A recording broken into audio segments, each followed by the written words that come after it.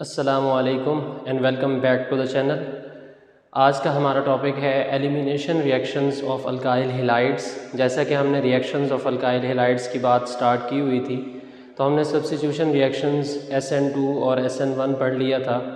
उससे पहले हमने न्यूक्लियोफाइल और बेस में डिफरेंस भी पढ़ लिया था और एक बात डिस्कस भी कर ली थी कि अगर हमारे पास जो अटैकिंग रिएजेंट है उसका न्यूक्लियोफिलिक कैरेक्टर ज़्यादा होगा तो सब्स्टिट्यूटेड प्रोडक्ट बनेगी, सब्स्टिट्यूशन रिएक्शंस होंगे, SN2 SN1 मैकेनिज़्म फॉलो हो सकता है। लेकिन अगर हमारे अटैकिंग रिएजेंट का बेसिक कैरेक्टर ज़्यादा हुआ, यानी उसने प्रोटॉन निकाला हमारे अल्काइल हैलाइड से, तो हमारा जो रिएक्शन होगा वो एलिमिनेशन रिएक्शन होगा। E2 हो सकता है, E1 हो सकता है, और जो प्रोडक्ट बनेगी वो अल्कीन बनेगी। तो आज देखते हैं E2 मैकेनिज़्म को। हमारी कैटेगरी है जी elimination reactions.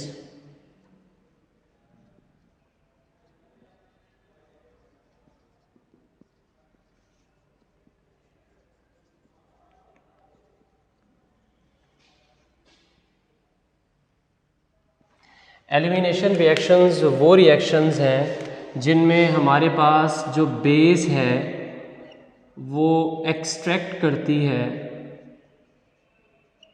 Proton from beta carbon, जिसे हम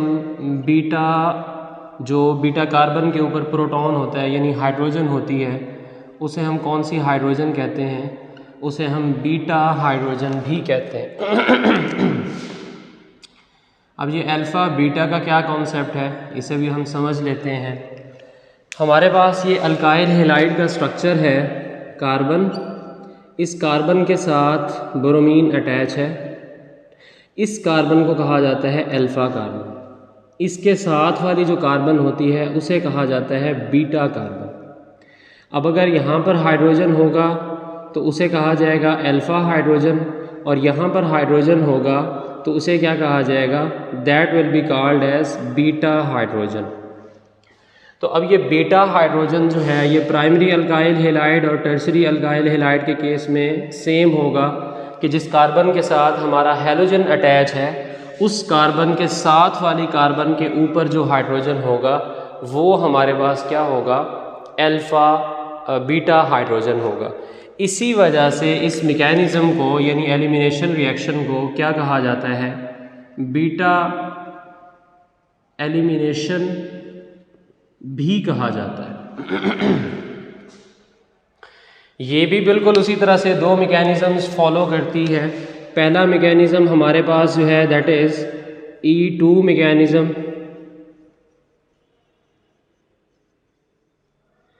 and E2 stands for elimination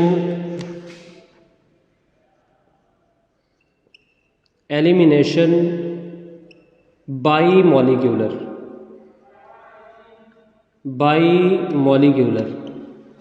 elimination by molecular का मतलब ये है कि हमारे पास जो रेट डिटरमाइनिंग स्टेप होगा उस स्टेप के अंदर दो मॉलिक्यूल्स इन्वॉल्व होंगे। तो पहले जैसे हम मैकेनिज़्म लिखा करते थे, पहले हम मैकेनिज़्म लिखेंगे, उसके बाद प्रॉपर्टीज़ ड्रॉ कर लेंगे। तो E2 मैकेनिज़्म में हमारे पास ये मैंने ड्रॉ कर लिया जी अल्काइल हैलाइड, और ये हमारे पास प्राइमरी अल्काइल हैलाइड है। अगर हमारी कार्बन जो कि हमारे हैलोजन के साथ अटैच है वो फर्दर किसी के साथ अटैच ना हो, किसी कार्बन के साथ अटैच ना हो, या डायरेक्टली एक कार्बन के साथ अटैच हो, तो इस तरह के जो अल्काइल हैलाइड्स होते हैं उन्हें हम क्या कहते हैं? प्राइमरी अल्काइल हैलाइड कहते हैं। अब हमारी बेस जो है उसने रिएक्शन करना है। बेस का काम होता है प्रोटॉन लेना, और प्रोटॉन ये हमारे पास अल्फ़ा कार्बन, ये बीटा कार्बन, और ये हमारा जो है ये पॉइंट ऑफ इंटरेस्ट जो है बीटा हाइड्रोजन। तो बेस यहाँ से जैसे ही प्रोटॉन लेगी तो आपको पता है कि प्रोटॉन का मतलब है H+ यानी 1s0, यानी हाइड्रोजन के पास कोई इलेक्ट्रॉन नहीं है। तो यहाँ से जब ये H+ जाएगा तो अपने दोनों इलेक्ट्रॉन्स जो है वो कार्बन को दे के जाएगा और कार्बन के दरमियान में एक नया बॉन्ड बनेगा। अब ये कार्बन, इसकी वैलेंसी तो ऑलरेडी पूरी है, 4 बॉन्ड्स ऑलरेडी ये बना चुका है, 5वां तो नहीं बना सकता। Obviously it will have to break a bond, इसे एक ना एक बॉन्ड तोड़ना पड़ेगा। और अब इन 4 बॉन्ड्स में से सिर्फ एक ही बॉन्ड है जो पोलर है और जिसके टूटने के चांसेस हैं due to higher electronegativity of halogen. ये हमारे पास क्या चीज़ है जी, दिस इज़ हैलोजन। तो जैसे ही ये अटैक होगा यहाँ से X जो है लीव करके चला जाएगा। एल्कोहलिक KOH की मौजूदगी में हमने ये रिएक्शन करना है। तो अब देखिएगा नेक्स्ट स्टेप जो है उसमें क्या चीज़ होगी जी, हमारी प्रोडक्ट बनेगी और ये प्रोडक्ट जो है एक अल्कीन प्रोडक्ट, ये जो प्रोडक्ट बनी है एक अल्कीन प्रोडक्ट है और साथ में जो है वो क्या चीज़ होगी, आपका हैलोजन जो है वो लीव करके जा चुका होगा। सिंगल स्टेप मैकेनिज़्म है, कोई ट्रांजिशन स्टेट इसके अंदर फॉर सम टाइम बनती है लेकिन कोई इंटरमीडिएट नहीं बनता और प्रोडक्ट जो है वो बन जाती है। और ये प्रोडक्ट जो बनी है ये कौन सी चीज़ है, दैट इज़ एन अल्कीन। मतलब जब भी एलिमिनेशन रिएक्शंस होंगे तो जो प्रोडक्ट बनेगी वो कौन सी होगी, दैट विल बी अल्कीन। तो अब इनकी प्रॉपर्टीज़ लिख लेते हैं। SN1 और E1 के बाद E2 और E1 की प्रॉपर्टीज़ लिखना बहुत आसान है। जैसा कि हम यहाँ पर क्या लिखेंगे, हम यहाँ पर लिखेंगे कि ये बाई मॉलिक्यूलर मैकेनिज़्म है और सिंगल स्टेप मैकेनिज़्म है, सिंगल स्टेप मैकेनिज़्म है।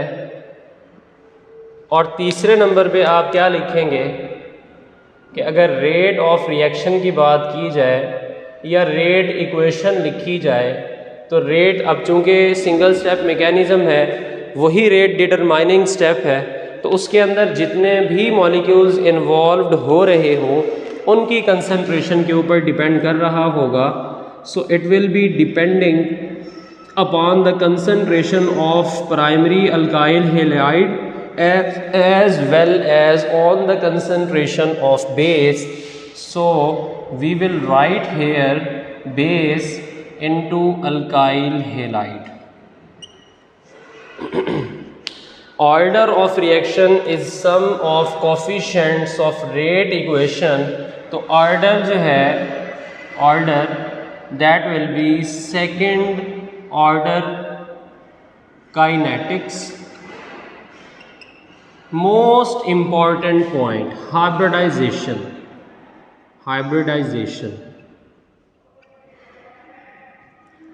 हाइब्रिडाइजेशन यहाँ पर चेंज होगी। गौर कीजिएगा, इस केस में कार्बन की हाइब्रिडाइजेशन गिनिए, कैसे कैलकुलेट करेंगे, number of sigma bonds plus lone pairs. तो आंसर 4 आ रहा है क्योंकि 4 सिग्मा बॉन्ड्स हैं, तो हाइब्रिडाइजेशन sp3 है। और यहाँ पर ज़रा हाइब्रिडाइजेशन गिने, नंबर ऑफ सिग्मा बॉन्ड्स 1, 2 और 3, और अगर आंसर 3 आए तो हाइब्रिडाइजेशन जो है वो क्या होगी, sp2। तो इसका मतलब है कि hybridisation changes from sp3 to sp2।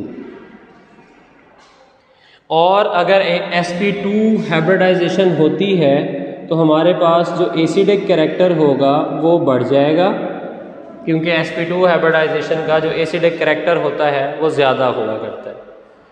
उसके बाद मॉलिक्यूलैरिटी अगर देखी जाए तो मॉलिक्यूलैरिटी क्या है जी इसकी,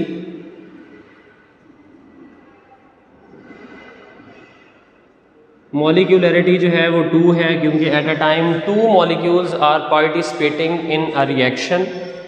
और सबसे लास्ट में इम्पॉर्टेंट पॉइंट है कि कौन से अल्काइल हेलाइड्स जो हैं वो इसे फॉलो करते हैं।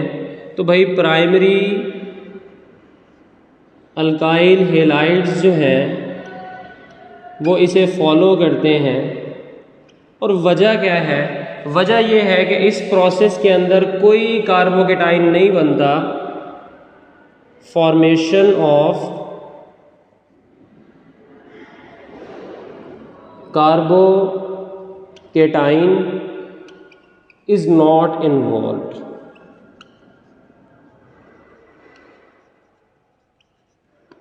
कार्बोकेटाइन नहीं बनेगा, स्टीरिक हिंड्रेंस भी प्राइमरी में कम होती है, तो easily single step mechanism follow हो जाता है और हमारे पास जो है वो प्रोडक्ट जनरेट हो जाती है। तो ये हमारा E1 E2 मैकेनिज्म था और इसे हमने डिटेल में देखा। अगर इसमें से आपका कोई क्वेश्चन हो तो आप कमेंट बॉक्स में पूछ सकते हैं। मिलते हैं नेक्स्ट लेक्चर में, तब तक के लिए अल्लाह हाफ़िज़।